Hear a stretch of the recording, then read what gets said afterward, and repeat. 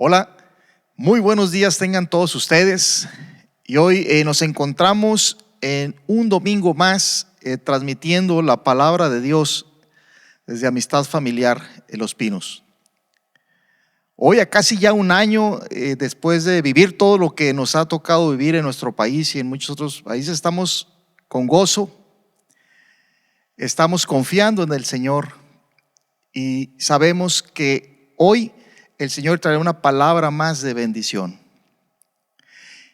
Y queremos compartir con ustedes un versículo bíblico que está en Proverbios 1:7, que dice que el principio de la sabiduría es el temor a Dios. Y hoy que como sociedad estamos teniendo un gran desafío, vamos a requerir de mucha sabiduría. Y sabemos que a través de esta enseñanza que tendremos el día de hoy, llegará sabiduría a nuestras vidas.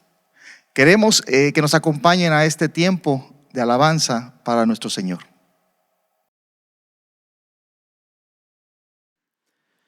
¿Qué tal, familia? Los invito a que este domingo cantemos todos juntos ahí en nuestros lugares, abramos nuestro corazón y cantemos a nuestro Señor Jesús. Así que yo te invito a que con ánimos, a que con todo tu ser le cantes a Él. Y vamos a decir, ¿quién rompe?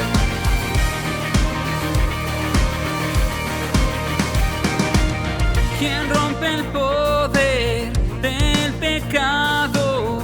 Tu amor es fuerte y poderoso, el Rey de gloria, el Rey de majestad.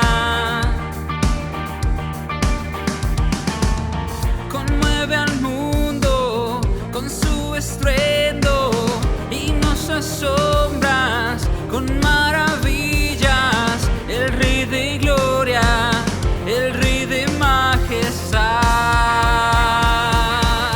Gracias sublime es, perfecto es tu amor,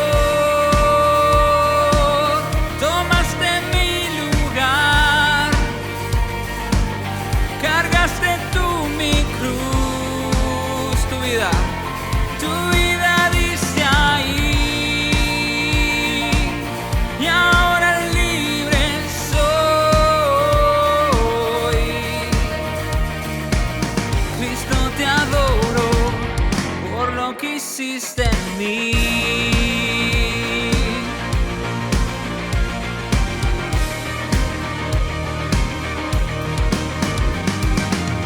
Pusiste en orden todo el caos, nos adoptaste como tus hijos, el Rey de gloria, el Rey de majestad, el que gobierna con su justicia y resplandece con su belleza, el Rey de gloria, el Rey de majestad.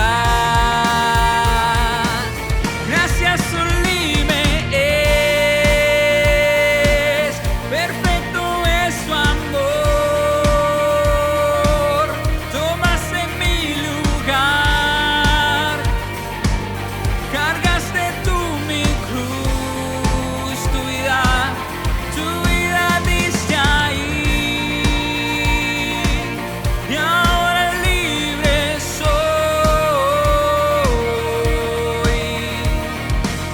Cristo, te adoro por lo que hiciste en mí. Digno es el Cordero de Dios, digno es el Rey que a la muerte venció. Digno es el Cordero de Dios, digno es el Rey que la muerte venció. Digno es el Cordero de Dios, digno es el Rey que la muerte venció. Digno es el Cordero de Dios, digno, digno, digno. Gracias sublime es, perfecto es tu amor,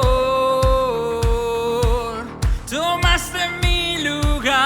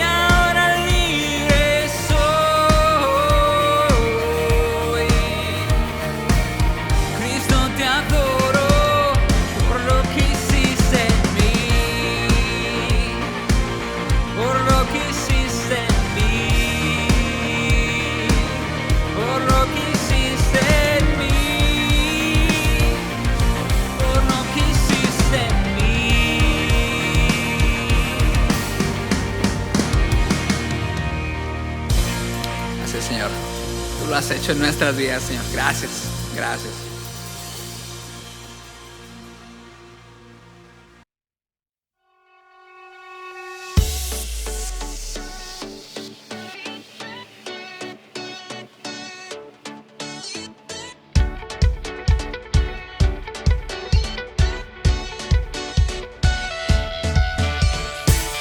Un nuevo inicio tengo en ti, una nueva oportunidad que fue marcada en esa cruz. En respuesta a tu amor, te doy lo que soy, vida encontré, yo te seguiré. Encontré mi voz, encontré mi razón, no vuelvo atrás, yo te seguiré.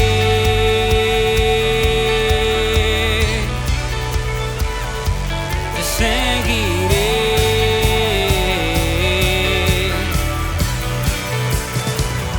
Yo te seguiré.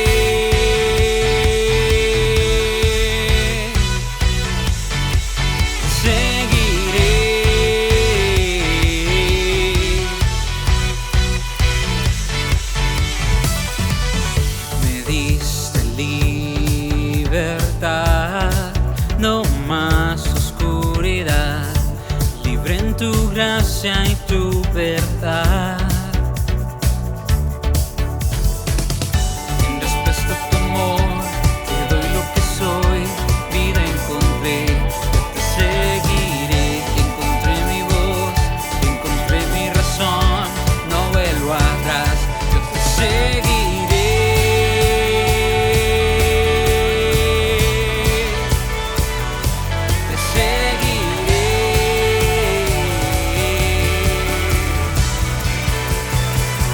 Yo te seguiré.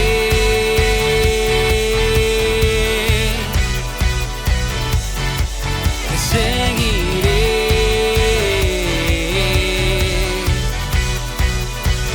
Vamos a decir Dios. Mi voz alzaré, de tu gracia cantaré, tu nombre levantaré, mi vida solo tuya es.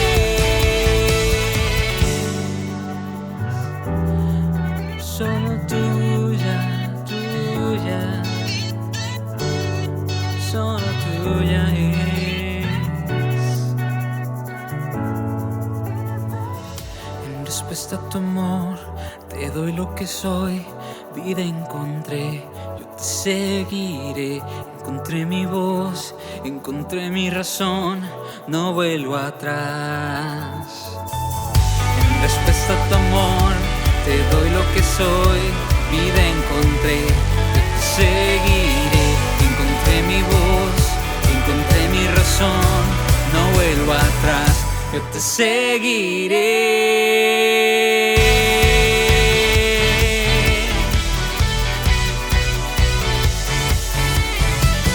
Mi voz alzaré, de tu gracia cantaré, tu nombre levantaré, mi vida solo tuya es.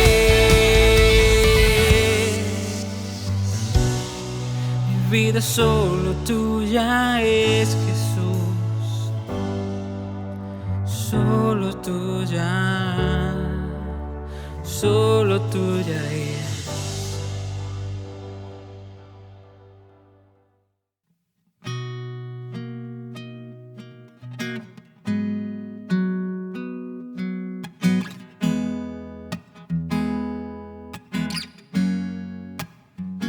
Y Señor, queremos cantarte este día. Declara que tú eres el más grande, tú eres el principio y el final, tú eres nuestro Rey eterno. El resplandor de un rey,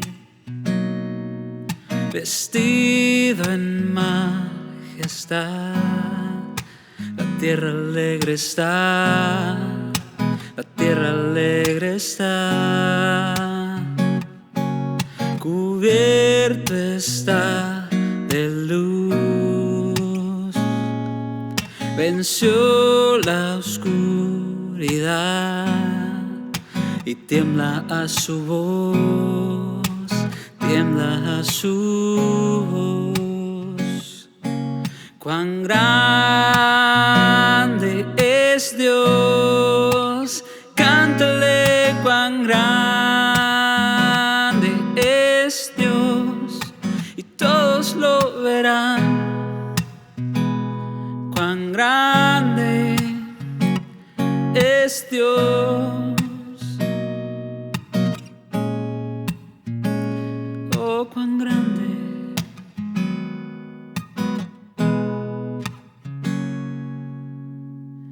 El día a día está, el tiempo está en el principio y el fin, principio y el fin.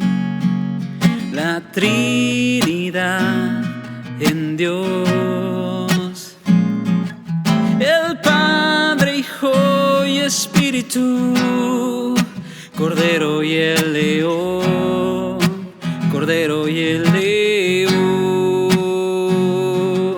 Cuán grande es Dios, cántale cuán grande es Dios y todos lo verán. Cuán grande es Dios,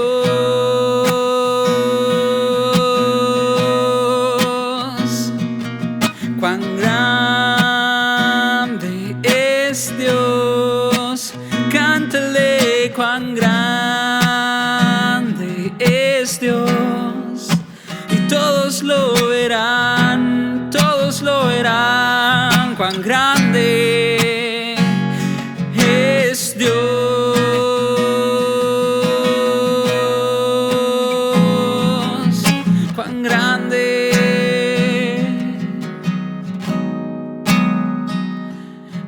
Cuán grande eres tú, cuán grande eres Dios.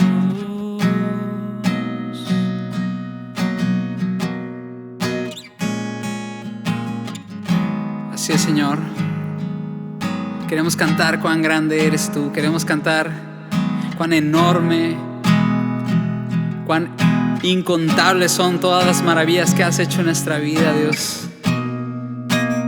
Porque aún en este tiempo, Señor, donde hemos estado un poco alejados, tú has estado presente, Señor. Tú has estado cuidando nuestro pie. Tú has estado cuidando nuestra familia, nuestra salud. Y, Señor, por eso queremos agradecerte este día. Cuán grande es Dios, cántale cuán grande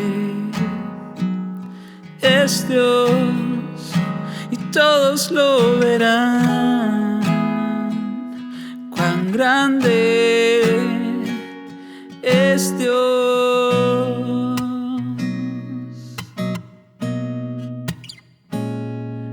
cuán grande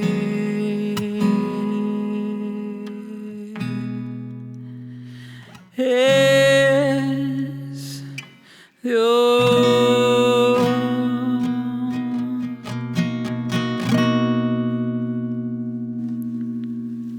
Así, Señor, te adoramos.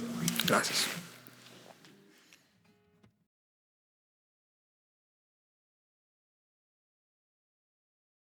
Muy buenos días, familia. Qué gusto saludarles, qué gusto estar con ustedes nuevamente, aunque sea a distancia. Realmente estamos esperando que se estén cuidando, que estén siendo precavidos. Con el favor de Dios, creo que ya muy pronto vamos a estar juntos. Vamos a seguir orando, vamos a seguir cuidándonos para que podamos juntos lograr vencer este mal que está en toda la ciudad. Pero gracias a Dios ya estamos en semáforo amarillo. Queremos ver cómo nos va en Semana Santa, ver si somos diligentes, si nos cuidamos y nos guardamos. Y después de Semana Santa tomaremos la decisión si es que es conveniente reunirnos. Pero por lo pronto, repito, les pido que nos estemos cuidando, nos estemos resguardando y que podamos ser pacientes para reactivar todas las áreas de nuestras vidas, especialmente la de el congregarnos físicamente. No se imaginan cuántas ganas tenemos ya de estar reunidos, pero repito, hay que ser diligentes en esto. Y bien, pues vamos a entrar en nuestra enseñanza del día de hoy. Seguimos en el libro de Jueces. Ya por fin salimos de Gedeón. Fueron 7 enseñanzas basadas en Gedeón, más la 8ª que ahí de repunte con Abimelech, su hijo, pudimos ver algo también de este juez que gobernó sobre Israel. Y hoy vamos a pasar a otros 5 versículos. Vamos a ver capítulo 10, versículos 1 al 5. Y he titulado esta enseñanza El servir a Dios. El servir a Dios. Vamos a leer nuestro pasaje. Dice: después de Abimelech se levantó para librar a Israel Tola, hijo de Fúa, hijo de Dodo, varón de Isaacar, el cual habitaba en Samir, en el monte de Efraín. Y juzgó a Israel 23 años y murió, y fue sepultado en Samir. Tras él se levantó Yair, Galaadita, el cual juzgó a Israel 22 años. Tuvo 30 hijos, menos que Abimelech, que tuvo 70, que cabalgaban sobre 30 asnos, y tenían 30 ciudades que se llamaban las ciudades de Yair hasta hoy, las cuales están en la tierra de Galaad. Y murió Yair y fue sepultado en Camón. Ahora, este es uno de los pasajes de la Biblia del cual pudiéramos correr el riesgo de cometer el error de solo leerlo y proseguir a la siguiente sección, donde trata de Jefté, el siguiente juez en turno. En esa sección sí hay drama con Jefté, sí hay trama. Y de hecho, cuando leía los comentarios de un teólogo acerca de estos primeros 5 versículos del capítulo 10, me dio mucha risa, porque el teólogo tituló a ese pasaje el paréntesis de Tola y Jair. El paréntesis de Tola y Jair. Y repito, podemos caer en el error de creer que este pasaje es relleno, pero estaríamos rompiendo el principio que Pablo le enseñó a su joven discípulo Timoteo, donde le dice: si está en la Biblia es porque Dios quiere que aprendamos algo. Ese es un gran principio. Nada está de relleno en la Biblia. Si Dios puso algo en la Biblia es para que nosotros aprendamos de ello. Por eso en 2 de Timoteo 3:16 dice: toda, y cuando digo toda, es toda, incluyendo las genealogías de números, que yo sé que a algunos les gusta brincarse, pero toda la Escritura es inspirada por Dios y útil para enseñar, para redarguir, para corregir, para instruir en justicia. Ahora, con este principio en mente, siempre que voy a preparar una enseñanza, le pregunto a Dios: Señor, ¿qué quieres que aprenda de este pasaje? Y después yo se los comparto a ustedes, porque Dios siempre tiene algo que mostrarnos en su palabra. Así que vamos a ubicarnos en el contexto histórico de los jueces de Israel. Después de los turbulentos tiempos de Gedeón y de Abimelech, vemos que le siguen 2 reinados tranquilos, sin mucho que reportar. Entre Tola y Yair juzgaron a Israel durante 45 años, tiempo durante el cual no vemos mayores incidencias. Los gobiernos tranquilos y pacíficos, aunque son los mejores para vivir, son los peores de los cuales escribir, ya que ofrecen la menor variedad de material para el historiador y que éste entretenga a su lector. A mí en lo particular creo que las administraciones públicas que son más tranquilas, donde el ejecutivo es menos protagonista, son las mejores, porque son las que se dedican más a trabajar en lo que se tiene que hacer, no tanto a llamar la atención. Yo creo que esto es algo que Dios nos quiere mostrar también en este pasaje, porque tales fueron los reinados de estos 2 jueces, Tola y Yair, que hacen una pequeña aparición y ocupan muy poco espacio en esta historia. Pero sin duda, ambos fueron levantados por Dios para servir a su país en calidad de jueces, no pretendiendo, como había hecho Abimelec, la grandeza de los reyes, ni como él tomando el honor que tenían para sí mismos, sino siendo llamados de Dios. Ahora podemos tomar un exhorto en que ni Tola ni Yair provenían de tribus muy grandes ni importantes. Tola era de Isaacar y Yair era de Manasés. También podemos inferir que no había mucho que destacar de ellos, ni en su personalidad, ni en su aspecto físico. Podemos decir que no tenían ese complejo de inferioridad que vimos en Gedeón y que después se convirtió en un orgullo pasivo-compulsivo. Y tampoco tenían esa megalomanía que vimos en Abimelec, quien usurpó un lugar de autoridad y aniquiló a todo quien le presentara una amenaza a su permanencia en autoridad. Sin temor a equivocarnos, podemos aseverar que eran personas con los pies bien firmes en la tierra, contentos con quienes eran, capaces de llevar a cabo la tarea de administrar la justicia en Israel, pero también conscientes que fue Dios quien los puso en esos lugares de autoridad. No su carisma, no su fama, no su elocuencia, solo Dios los había puesto para honrar a Dios y para bendecir y servir a su pueblo. Así es que vamos a ver primeramente el primero que se nos presenta, que es Tola. Con respecto a Tola, se dice que se levantó después de Abimelec para liberar a Israel. Eso lo vimos en Jueces 10:1. Y la pregunta obvia, pero cuya respuesta no la vemos explícita en nuestro texto, es: ¿de quién tenía que liberar a Israel? La misión de Tola era la de liberar a Israel de dos grandes enemigos. El primer enemigo era externo, es decir, el extranjero que quisiera atacarlos. Como dice nuestro himno nacional: mas si osare un extraño enemigo profanar con sus plantas tus suelos. Cuentan que en un pueblito del centro del país, el presidente municipal del lugar asistió al acto cívico dentro de una escuela primaria. Y después de entonar el himno nacional, una pequeña niña le preguntó al alcalde: Señor, ¿quién es ese Maciosare? A lo cual el funcionario nerviosamente contestó: Maciosare es un extraño enemigo. Y bueno, hago referencia a este extraño enemigo porque el segundo enemigo del cual Tola debía liberar a su pueblo era un enemigo aún más extraño que el extranjero. Era el enemigo interior, el enemigo de la desobediencia a Dios, el enemigo de la idolatría. Y la verdad es que todos tenemos dentro de nosotros un Maciosare, un extraño enemigo, del cual siempre tenemos que estar alertas para someterlo y no permitirle que invada nuestras vidas.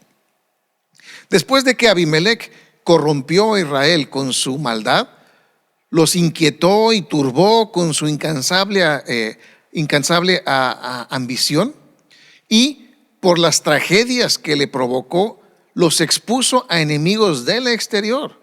Dios animó a Tola, a este buen hombre, a presentarse para reformar los abusos, poner el derrumbe de la idolatría y el apaciguamiento de los tumultos y la curación de las heridas dadas al Estado por la usurpación de Abimelec. Así los salvó de sí mismos y los protegió de sus enemigos. Él era de la tribu de Isaacar, una tribu compuesta y dispuesta para servir. En Génesis 49, versículos 14 al 15, vemos cómo Jacob describe a su propio hijo Isaacar. Dice: porque inclinó su hombro para llevar. Era una tribu que se caracterizaba por ser fuerte para servir. Nosotros, como creyentes, debemos de tener esa característica de ser inclinados al servicio. Sin embargo, uno de esa tribu se levantó aquí para servir gobernando, porque los que se humillan ante Dios serán exaltados. Este hombre llevaba el nombre del que fue antepasado de la primera familia de esa tribu. De los hijos de Isaacar, Tola fue el primero. Y recordemos que Tola significa un gusano en hebreo. Sin embargo, siendo el nombre de su ilustre antepasado, no se avergonzó de llevarlo. Aunque era de Isaacar, cuando fue elevado al gobierno, vino y habitó en el monte Efraín, que estaba más en el corazón del país, más en el centro, para que la gente pudiera recurrir a él más convenientemente para ser juzgados. Y juzgó a Israel 23 años, eso lo vimos en el versículo 2. Y mantuvo las cosas en buen orden, pero no hizo nada memorable, nada que podamos decir que llamara la atención, aunque el haber tenido una administración que no tuvo ni aspavientos, no tuvo ni invasiones, no hubo enemigo ni externo ni interno, yo creo que es más que notable y más que memorable eso. Ahora, el hecho de que no sucedió nada memorable durante la administración de Tola no significa que él haya sido débil o algo semejante, al contrario. Tola fue un hombre de gran valentía. ¿Y cómo podemos saber esto? Pues la Biblia nos los dice. Fíjense, en 1 de Crónicas 7, versículos 1 al 2, la segunda parte, dice que los hijos de Isaacar, o sea, recuerden que Isaacar fue hijo de Jacob, Isaacar, fueron 4. Isaacar tuvo 4 hijos, Tola, Fua, Jasub y Simrón. Y los hijos de Tola, no los vamos a mencionar a todos, si los quieren buscar ahí para buscar algún nombre para algún hijo o un nieto que venga en camino, lo pueden buscar ahí, pero dice que fueron jefes de las familias de sus padres, y dice, de Tola fueron contados por sus linajes en el tiempo de David 22,600 hombres muy valerosos. Repito, hombres muy valerosos. Los hombres de Isaacar se caracterizaban por ser hombres valientes, y desde este pasaje en Jueces podemos ver que no era ajeno a Tola esta valentía. Ahora es importante que entendamos cuál era la función de un juez, porque tal vez el título de juez nos pueda confundir un poco con las funciones actuales de un magistrado de una corte judicial. A veces podemos creer que un juez de la Biblia era como un juez que vemos ahora en una corte o algo así, y específicamente no era tanto esa su función, sino que la función de los jueces de Israel era determinar si una acción o una situación, tanto del pueblo en general o como de una persona en particular, coincidían con las premisas y lineamientos de Dios. Es como aquellos que se acuerden cuando nos hacían exámenes de opción múltiple, ¿no? Que una pregunta tenía 4 diferentes posibilidades y uno tenía que rellenar el circulito donde uno pensaba que esa era la respuesta. Pues eran exámenes que tendrían a lo mejor 100, 150 preguntas para contestar, para revisarlas los maestros, para poder revisarlas una por una, pues era algo bastante difícil. Lo que hacían era que tomaban el examen, le ponían una hoja, un cartoncillo que tuviese perforado donde coincidiría con la respuesta correcta. Entonces fácilmente podían ver las perforaciones que no tuviesen por debajo relleno con lápiz, estaban equivocadas, y simplemente las marcaban con una pluma roja, y así podían ir sabiendo cuáles estaban incorrectas y cuáles estaban correctas. De la misma manera nosotros tenemos ese, si me lo permiten, cartón de respuestas perfectamente correctas, que es la palabra de Dios. Y cada situación, cada decisión que debemos de tomar, hay que ponerle esa hoja que es la Biblia, para ver si coincide con lo que la Biblia nos está enseñando. Y en ese sentido, hoy en día a eso le llamamos consejería bíblica. Cuando alguien asiste a una consejería bíblica, le presenta su situación al consejero y éste compara la situación con los estándares de la palabra de Dios. Primero se determina si la situación coincide con la Biblia o no, y después se da el consejo de cómo alinearse con la Biblia. Y eso es lo que en esencia le llamamos consejería bíblica. ¿Qué dice la palabra de Dios? Tenemos personas que son muy capacitadas, tienen estudios profesionales en diferentes ramas, pero no van a dar su propia opinión, sino que van a dar el consejo bíblico. ¿Qué dice la Biblia respecto a esa situación? Ahora, el segundo juez que podemos ver en nuestro pasaje, en nuestros 5 versículos, es Jair. Y después de Tola vemos que el siguiente juez es Jair, quien era galaadita. Ahora recuerden que Galaad no era una tribu, era un territorio que estaba al este del Jordán. Allá se quedaron la media tribu de Manasés y la tribu de Gad. Pero no tenía nada que ver con Gad, el nombre de Galaadita. Galaad significa pedregoso, es un lugar con muchas piedras, es semidesértico. Y era Jair de la tribu de Manasés. Y al igual que su siguiente sucesor, Jefté, que vamos a ver la próxima ocasión, ambos eran de esa tribu que estaba al otro lado del Jordán. Aunque parecían separados de sus hermanos, divididos por el Jordán, Dios se ocupó de que mientras el honor del gobierno se cambiaba de una tribu a otra, antes de que se estableciera en Judá, Judá fue el último en el que se quedó ulteriormente la función de gobernar. Por eso el Mesías, Jesús, vino por la tribu de Judá. Es el león de la tribu de Judá, es la tribu real, es por donde vienen los reyes de Judá. Y los que se encontraban en lugares remotos debían compartirlo a veces, poniendo más honor en esa parte. O sea, no era concentrado aún, estamos lo que los teólogos llaman el protorreino, o sea, antes del reino. Y entonces ahí se iban turnando entre tribu y tribu, de acuerdo a como Dios lo fuese determinando, qué tribu iba a ir tomando esa función de juzgar, qué persona de la tribu iba a tomar la función de juzgar. Y Jair llevaba el nombre de un hombre muy famoso de la misma tribu, que en el tiempo de Moisés fue muy activo en la formación de este país. Qué interesante es que podamos tener los nombres de personas ilustres de nuestro pasado. Jair significa que ilumina, que trae luz. Es interesante los nombres que muchas veces revelan cosas acerca de lo que es la personalidad o lo que aún la persona va a hacer. Y lo que es principalmente notable con respecto a este Jair es el aumento y el honor de su familia. Tuvo 30 hijos y podemos aprender al menos 3 cosas de este patriarca y su familia. Primero que nada, podemos aprender que los hijos de Jair tenían buen juicio. Dice porque montaban en 30 asnos. Y podemos decir, bueno, ¿y qué tiene que ver que anden montando en 30 asnos? Recuerda, la Biblia nunca pone nada de más.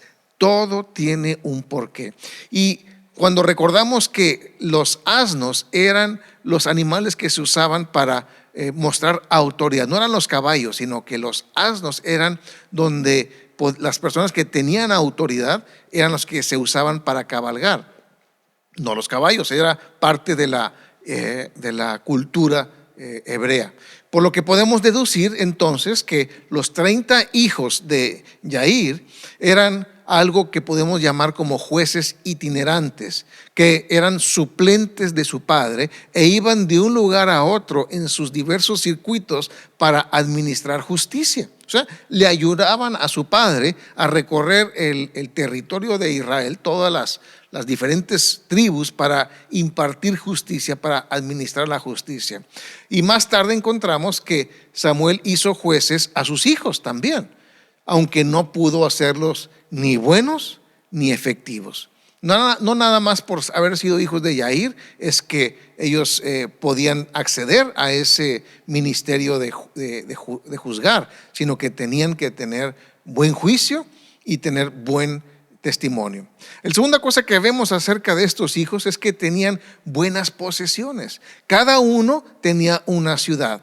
De entre los que fueron llamados de su antepasado del mismo nombre con su padre, Jabot Jair, y curiosamente las ciudades que menciona nuestro pasaje se les llama Javot Yair, pero Javot no significa ciudad, significa aldea. Y las aldeas, o sea, eran las aldeas de Yair. Sin embargo, se les llama ciudades, ya sea porque los jóvenes a quienes fueron asignados las ampliaron, las mejoraron, las fortificaron y así las convirtieron de aldeas a ciudades, o porque estaban tan contentos con su suerte en esos pueblos del campo como si hubieran sido ciudades compactas y cercadas. Los pueblos son ciudades para una mente contenta, dice el dicho. Lo repito, los pueblos son ciudades para una mente contenta. ¿Estamos contentos con lo que tenemos? No estoy diciendo que estemos conformes. Siempre tenemos que estar esforzándonos por adelantar, por mejorar, pero una cosa es estar empujando para adelante y otra cosa es estar contento. Estar contento es estar contento con lo que estamos viviendo, aunque estemos trabajando para hacer más. Y por ello, Pablo le dice a Timoteo que gran ganancia es la piedad acompañada de contentamiento. Es algo que toda persona, todo creyente debemos de recordar, que gran ganancia, o sea, es muy bueno la piedad, que es el parecerse a Dios, el tener carácter de Dios, acompañado de contentamiento, de estar contentos con nuestra situación. La tercera cosa que podemos aprender de estos jóvenes, de esta familia, es la dicha de ver que nuestros hijos sigan en nuestro servicio a Dios. En lo particular, a mí me encanta ver cuando hay en amistad familiar, ni siquiera hay ya padres e hijos, sino hay hasta abuelos, padres e hijos sirviendo a Dios. Y esa es una de las cosas que yo creo que es una de las más grandes dichas para todo padre y sobre todo para todo abuelo, el ver a nuestros hijos sirviendo, a nuestros nietos sirviendo. Podemos ver cómo Yair le dio un buen ejemplo a sus hijos y estos en consecuencia siguieron los buenos pasos de su padre. Y creo que es eso, uno de los anhelos que todo padre de familia tiene, ver a sus hijos adultos viviendo vidas productivas y en orden. En ocasiones cometemos el error de centrar nuestra atención en la edad actual de nuestros hijos. Si nuestro hijo tiene 5 años, queremos que sean los niños más felices de 5 años. Y si tienen 10 años, nos esforzamos en que sean los niños más felices de 10 años. Y en sí no tiene nada de malo pensar así, pero nunca se nos debe olvidar que no estamos criando niños ni de 5, ni de 10, ni de 15 años. Estamos criando personas que más pronto que tarde se convertirán en adultos. Y en la medida adecuada, los debemos de tratar según su edad, pero educar para ser adultos maduros y funcionales. Esa es la meta, de todo padre, el criar hijos, el criar personas adultas, maduras y funcionales. Es como el 75% de nuestra vida la vamos a vivir como adultos. Más vale que como padres de familia nos ocupemos en formar adultos maduros y funcionales. Ahora, todo esto nos lleva a reflexionar en nuestro servicio personal a Dios. Todo esto, cuando estuve leyéndolo, siempre repito, estoy diciéndole a Dios: Señor, ¿qué es lo que tú quieres que yo hable? ¿De qué se trata este pasaje? ¿Cuál es la exegesis que tenemos que salir de este pasaje? Y realmente me empezó a hablar mucho acerca de lo que es el servicio. Hay personas que se desaniman para servir a Dios en su congregación. ¿Y por qué se desaniman? Porque ven a los grandes predicadores en el internet o a los que levantan grandes campañas evangelísticas de 30, 40, 50 mil personas que llenan estadios, o ven los ministerios de personas a quienes Dios usa grandemente por medio de milagros, de sanidades, o a las personas a las cuales Dios les dio un enorme talento para cantar alabanzas y adorar a Dios ante multitudes. Y al ver todos estos ministerios dicen para sí mismos: yo nunca podría hacer esas cosas, así que no tiene caso que yo sirva. Y se desaniman. Y el punto es que no debemos de estar viendo a los demás ministerios. Eso es lo que Dios está haciendo con esas personas y a través de esas personas. Pero que tenemos que centrarnos es que qué es lo que Dios quiere que nosotros hagamos. Ahora, permítanme decirles que en lo que se refiere al servicio en el Evangelio, o sea, el servicio a Dios, no hay grandes personas ni pequeñas personas. No hay personas importantes ni personas comunes. En el servicio en el Evangelio solo hay dos tipos de personas: las personas involucradas y las personas inactivas, nada más. Dios no podemos impresionar a Dios con nuestro servicio, y les voy a explicar por qué. Porque yo creo que hay algo que frena a muchas personas a servir a Dios en el Evangelio, y es que se preocupan del impacto y la efectividad que su servicio pueda llegar a tener. Ven la necesidad que hay, ven sus propias capacidades en su carne, en sus propias fuerzas, y dicen: no, pues yo no puedo. Y con todo el amor de mi corazón, permítanme decirles que el resultado, el efecto de nuestro servicio es una preocupación que no nos corresponde a nosotros. A nosotros solo nos corresponde desarrollar ciertas características que nos van a ayudar a servir a Dios en esta tierra. Permítanme compartir con ustedes 4 características que tenemos que desarrollar en nosotros para tener un servicio efectivo, porque yo estoy completamente seguro que estos 5 versículos, para mí y para quienes están haciendo el favor de escuchar en este día, el principal objetivo de estos 5 versículos fue desarrollar el servicio a Dios, porque Dios no toma personas grandes, Dios toma personas comunes y corrientes, empezando con el que habla, y Él hace las obras en nosotros, y Él hace la obra a través de nosotros. La primera característica que debemos desarrollar todo creyente para ser útiles en el reino de Dios y para el servicio a Dios es la disposición. Disposición. Este es el primer paso. Decidir estar dispuestos a servir a Dios. ¿En dónde? ¿En qué? Eso no nos debe atañir a nosotros.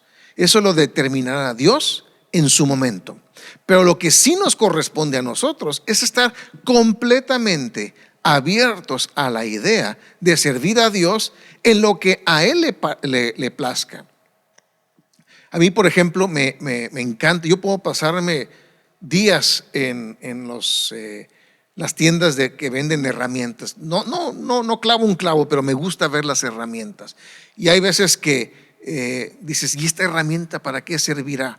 Y la analizas, le lees lo que dice la literatura acerca de esa herramienta y te maravillas. Dices: wow, hicieron esta herramienta para esto.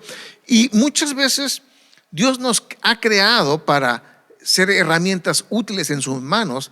Por ejemplo, ha creado martillos, ha creado desarmadores, por así decirlo, pero el desarmador dice: no, yo no quiero ser desarmador, yo quiero ser martillo. O el martillo dice: yo esto de golpear cosas, yo prefiero ser más técnico, más puntual, como un desarmador. Pero no fuimos creados así. Dios nos creó con un objetivo y con una específica misión. ¿Qué es lo que definitivamente no estás dispuesto o dispuesta a servir a Dios? ¿Te has puesto a pensar eso? ¿Qué es lo que tú dices? ¿Sabes qué, Señor? Yo esto no lo voy a hacer. Voy a compartir algo personal. Cuando yo recibí al Señor, lo primero que yo le dije: Señor, te amo, gracias por haberme alcanzado, gracias porque estás transformando mi vida. Nada más una cosa te voy a decir, Señor: pastor nunca voy a ser. Entonces, como dice el viejo dicho, si quieres hacer reír a Dios, dile tus propios planes, porque realmente sus planes son mejores y son diferentes. Y pregúntate: ¿qué es lo que definitivamente no estás dispuesto o dispuesta a hacer para servir a Dios? Y ponlo eso de un lado. ponlo de un lado. O ¿a dónde no estás dispuesto a ir para servir a Dios? Alguien decía, yo creo que Dios nunca me mandaría a un lugar frío, porque odio el frío. Y alguien decía, espero que lo manden a Siberia para que se le quite. No, pero la pregunta es, ¿dónde no estás dispuesto? Y dicen, yo puedo ser evangelista, donde sea, yo puedo ser misionero, nada más no me mandes a tal lugar. Ese sería el espíritu de Jonás, donde Jonás quería servir a Dios, pero cuando Dios le dijo que se fuera a Nínive, dijo, gracias, y se fue exactamente para el otro lado. ¿Dónde no estarías dispuesto a servir a Dios? Y son dos cosas que definitivamente tenemos que estar trabajando en nuestro corazón. El tenerlas bien resueltas, de decir, Señor, lo que tú quieres. Recuerdo que cuando estábamos terminando de construir Amistad Oriente, alguien me comentó y me dijo, oye, pues mira qué padre que ya está terminando esto. Le dije, mira, sí, gracias a Dios que lo estamos terminando, es una gran bendición para la congregación, para abrir más espacios, pero todos los días yo digo, Señor, esto no es mío, esto es tuyo. Y si Dios, cuando la inauguramos al día siguiente dice, te me vas a África, a Timbuktu, a donde sea, es correcto, porque estamos sirviendo a Dios, no a edificios. Entonces todos los días tenemos que estar muriendo a nosotros mismos, listos para decir, Señor, estoy dispuesto a servir.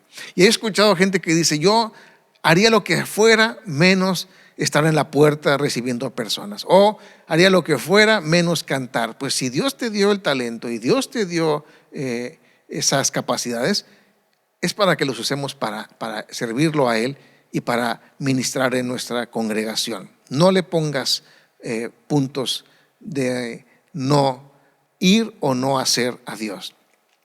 La segunda característica que debemos desarrollar es preparación. Una vez que hemos decidido en nuestro corazón, ya estamos bien resueltos en nuestro corazón, que estamos dispuestos a servir a Dios en lo que quiera y donde quiera, lo siguiente es prepararnos. Pablo le dice a Timoteo en 2 de Timoteo 2:15, procura con diligencia. Quiero repetirlo. Procura con diligencia. Diligencia es, no lo dejes para mañana. Atiéndelo ya, atiéndelo pronto.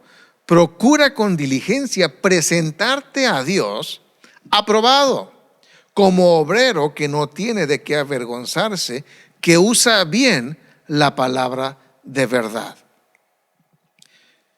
Tenemos que estar preparados para tanto en nuestra capacitación de la palabra de Dios en la congregación.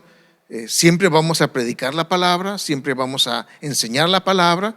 Si somos hombres, los miércoles tenemos hombres con propósito, que estamos enseñando de la Biblia. ¿Qué es la Biblia? Acabamos de terminar una muy buena serie de qué es la Biblia, y estarnos continuamente preparando y continuamente movilizando en adentrarnos en la palabra de Dios. Si son mujeres, Mujer de Éxito está ahí siempre los jueves a las 7 de la noche, que la verdad es que las series que se están llevando, tanto en hombres como mujeres, no son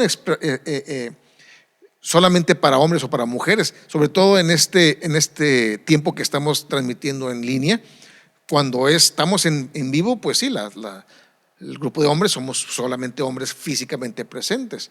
Ya cuando abramos otra vez, vamos a ver si lo seguimos transmitiendo en línea para que puedan accederlo tanto hombres como mujeres, tanto los jueves como los miércoles.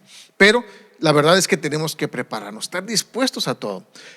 Algo que permítanme compartir es que definitivamente, como lo dije al principio, no me llamaba la atención ser pastor, no me llamaba la atención servir a Dios de tiempo completo, pero tenía una palabra, alguien me había dado palabra de que un día iba a servir. Mónica se puso blanca cuando le dije que Dios pudiera llegar a llamarme a servir de tiempo completo, porque definitivamente no era algo que ninguno de los dos estábamos buscando. Pero dije, si esto es así, yo tengo que estar preparado.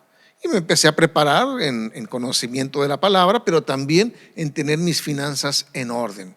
Tener todo para no poder decirle a Dios, sabes que no te puedo servir porque tengo una hipoteca o tengo deudas o algo así. Dije, no creo que sea, pero si Dios me llega a llamar, yo tengo que estar listo para hacerlo. Así es que en lugar de hacer gastos muy grandes o comprar una casa muy grande, o como todo arquitecto, mi esposa y yo somos arquitectos, teníamos el deseo de construir nuestra propia casa diseñada por nosotros, pero dijimos, vamos a hacernos más por lo prudente, y damos gracias a Dios por donde vivimos muy cómodamente, gracias a Dios, pero dijimos, vamos a pagar todo de contado para poder estar listos por si Dios nos habla. ¿Y qué creen? Cuando Dios me habló para dejar mi trabajo y entrar a trabajar de tiempo completo en la obra, estábamos preparados. Financieramente estábamos preparados, nos seguimos preparando también en lo que es conocimiento bíblico y también como familia. Todos sabíamos que había la posibilidad de que un día esto pudiera suceder. Así que cuando sucedió, no fue algo que salió de la nada, ya estábamos preparándonos para eso. Ahora, yo no te estoy diciendo que te prepares para ser pastor o algo así, sino que te prepares en los conocimientos, que pongas todo en orden para que cuando Dios te llame o cuando se presente la oportunidad para servir, estés listo. Pero todos podemos servir, aunque tengamos poco tiempo en el Señor, como me gusta que lo dice Aurelio, para compartir lo que Dios ha hecho en nosotros. A lo mejor no sé las profundidades de la Biblia, a lo mejor no sé el hebreo, no sé griego, o no sé mucha teología, pero sé lo que Dios ha hecho en mí, y eso es lo que yo puedo compartir. Yo puedo compartir que antes estaba perdido y ahora he sido encontrado. Puedo decir que antes estaba muerto y ahora estoy vivo en Cristo. Puedo compartir mi testimonio personal, y eso es algo que todos deberíamos de tomar nota y apuntar ahí cómo era mi vida antes, qué es lo que sucedió para conocer a Dios y cómo es mi vida ahora. Eso es lo más efectivo para evangelizar a otros, mi testimonio personal. Tenemos que desarrollarlo bien. Ya vimos dos, ya vimos estar dispuestos, ya vimos estar preparados, y ahora vamos a ver la disponibilidad. Esta es una de las más difíciles. Debemos de estar disponibles para servir a Dios. Las bendiciones como propiedades, negocios y aún acontecimientos familiares pueden ser estorbos para servir a Dios. En Lucas 14, 16 al 20, el Señor nos dice cómo estas cosas, estas bendiciones pueden llegar a estorbarnos. Entonces dijo Jesús, un hombre hizo una gran cena y convidó a muchos, y a la hora de la cena envió a su siervo a decir a los convidados, venid que ya todo está preparado. Y todos a una comenzaron a excusarse. El primero dijo, he comprado una hacienda y necesito ir a verla. Tuvo la gran bendición de poder adquirir una hacienda, pero esa bendición le impidió o permitió que se interpusiera entre estar con el Señor y estar sirviéndole a Él, porque tuvo esa excusa. Otro dijo, he comprado 5 yuntas de bueyes y voy a probarlos. Te ruego que me excuses. Otra bendición que se interpone entre el que bendice y la bendición. Y otro dijo, acabo de casarme y por tanto no puedo ir. Si tú no estás sirviendo y ha sido porque o no has dispuesto en tu corazón todavía, no te has puesto dispuesto a servir, o no te has preparado, o si ya hiciste esas dos, pero no estás disponible porque tengo mucho trabajo, porque tengo una casa de fin de semana, porque tengo muchos negocios, a lo mejor hay cosas que son de bendición, pero que te están impidiendo esa disponibilidad para ser útil en las manos de Dios. No hay peor herramienta que la que no se tiene cuando se necesita. Y la cuarta característica es un buen testimonio. Esta última característica necesaria para servir a Dios es la de tener un buen testimonio. Esto involucra llevar una vida que agrada a Dios en todas las áreas de nuestra vida, en nuestros negocios, en nuestro matrimonio, en nuestra función como padres, como ciudadanos, etc. Y Pablo instruye al joven Timoteo en la fundación de las iglesias y el perfil de las personas que debía elegir para servir en ellas. Y de hecho, en este pasaje de 1 Timoteo 1 Timoteo 3, del 1 al 7, vemos las 4 características que hemos estado hablando, descritas ahí para servir a Dios, y fueron descritas por Pablo. Dice, palabra fiel, si alguno anhela a obispado, ahí está dispuesto, buena obra desea, pero es necesario que el obispo sea irreprensible, marido de una sola mujer, sobrio, prudente, decoroso, hospedador, apto para enseñar. Ahí está, ser disponible, no dado al vino, no pendenciero, no codicioso de ganancias deshonestas, sino amable, apacible, no avaro, que gobierne bien su casa, que tenga a sus hijos en sujeción con toda honestidad, pues el que no sabe gobernar su propia casa, ¿cómo cuidará de la iglesia de Dios? No un neófito, ahí vemos, preparado, no sea que envaneciéndose caiga en la condenación del diablo. También es necesario que tenga buen testimonio de los de afuera, o sea, no solamente dentro de la iglesia, no solamente dentro de la congregación tiene que tener buen testimonio, todo lo que dijimos, hombre de una sola mujer, etc., todo eso, pero también que tenga un buen nombre afuera, con los que no conocen de Dios. Dice, para que no caiga en descrédito y en el lazo del diablo. ¿Cuántas personas no conocemos que tienen la capacidad para servir al Señor, que tienen la disponibilidad, pero no han arreglado su vida y no se han abocado a tener un testimonio bueno, tanto con los de la iglesia como los de fuera? Así que al escudriñar este pasaje, podemos concluir que no hay servicio pequeño para Dios. Si vemos los grandes campañas de evangelismo, si vemos los grandes servicios a Dios en estadios, pues damos gracias a Dios porque levantó a esas personas que pueden atraer a tantas personas para poder predicarles el evangelio, pero cuando reciben al Señor tienen que irse a una congregación y ahí entramos todos nosotros. Todos nosotros somos parte de un cuerpo que sirve a esas personas que fueron usadas en ese gran ministerio para poderlas discipular, para poderlas aconsejar, para poderlas levantar, para poder orar por ellas, para poder darles un buen ejemplo, un buen testimonio y que seamos una herramienta en la mano de Dios para su transformación. Así es que no hay servicio pequeño para Dios. Él lo ve todo y conoce nuestro corazón. Aunque las personas a las que sirvamos no nos reconozcan nuestro esfuerzo, Dios sí lo ve y Él es recompensador, tanto en esta vida como en la vida eterna. Repito, no hay servicio tan pequeño que Dios no lo vea, ni servicio tan grande que impresione a Dios, porque a fin de cuentas es Dios quien prepara los ministerios para que los sirvamos a Él. Fíjense lo que dice Efesios 2:10. Porque somos hechura suya, o sea, somos creyentes porque Él nos hizo creyentes, creados en Cristo Jesús. ¿Para qué?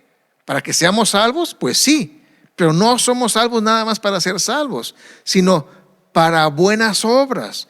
Dios nos alcanzó, Dios nos salvó, Dios nos sanó de nuestros pecados para que tengamos buenas obras, pero fíjate lo que termina diciendo: las cuales Dios preparó de antemano para que anduviésemos en ellas. ¿En dónde andas?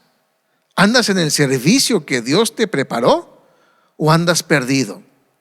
Si tú eres creyente, según Pablo, no discutas conmigo, pero según Pablo, si somos creyentes, tenemos que estar sirviendo porque Dios nos salvó para servirle a Él. en algún ministerio.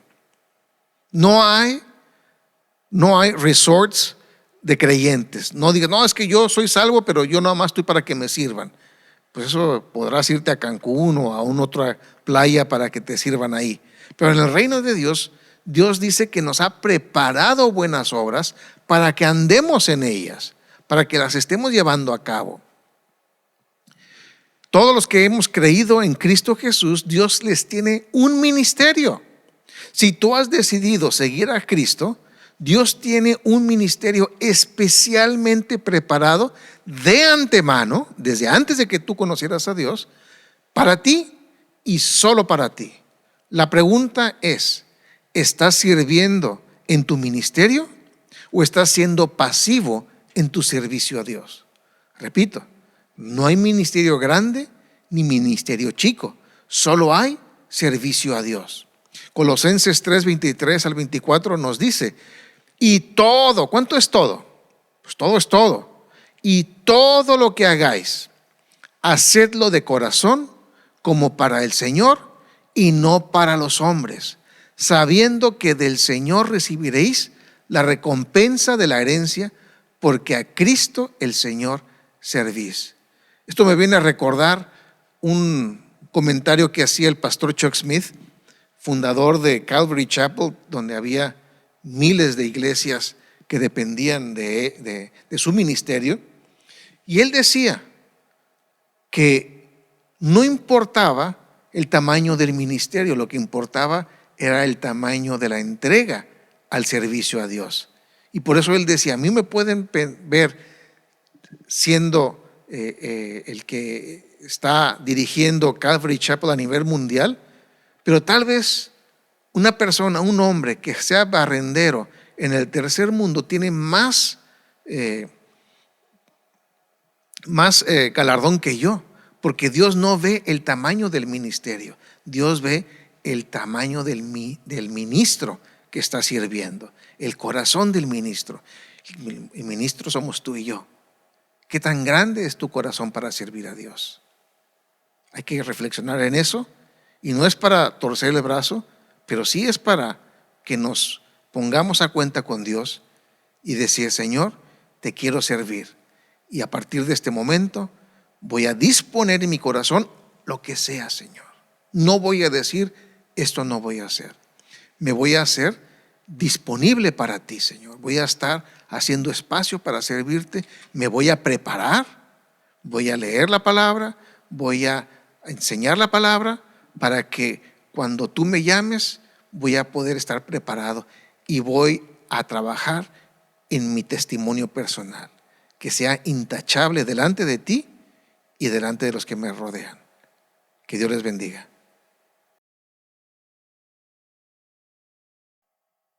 Muchas gracias, Pastor Hugo Treviño, por esta palabra de bendición para nuestras vidas. Querida familia, amistad, queremos agradecer su gran esfuerzo y generosidad al compartir semana con semana sus diezmos y ofrendas. Seguimos orando para que el Señor supla sus necesidades y bendiga sus vidas, sus familias y trabajos.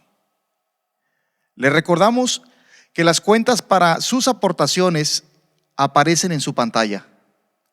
Puede ser transferencia bancaria o también depósito en Oxxo. Y por último, regresamos con nuestro pastor Hugo Treviño.